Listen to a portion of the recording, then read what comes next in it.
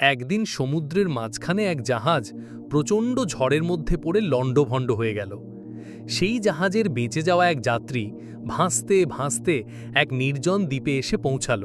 জ্ঞান ফেরার পর প্রথমেই সে আল্লাহর কাছে প্রাণ খুলে ধন্যবাদ জানালো তার জীবন বাঁচানোর জন্যে।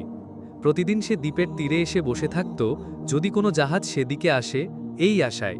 কিন্তু প্রতিদিনই তাকে হতাশ হয়ে ফিরে আসতে হতো।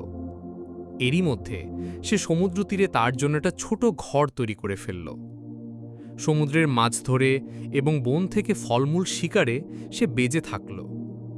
এরই মধ্যে সে একদিন খাবারের খোঁজে বনের মধ্যে গেল। বন থেকে সে যখন ফিরে এলো তখন দেখল যে তার রান্না করার চুলা থেকে আগুন লেগে পুরো ঘরটি ছাই হয়ে গিয়েছে এবং তার কালো ধোঁয়ায় আকাশ ভরে গিয়েছে। লোকটি চিৎকার করে উঠল, হায় আল্লাহ, তুমি আমার ভাগ্যে এটাও রেখেছিলে। পরদিন সকালে এক জাহাজের আওয়াজে তার ঘুম ভাঙল। জাহাজটি সেই দ্বীপের দিকে তাকে উদ্ধার করার জন্যই আসছিল।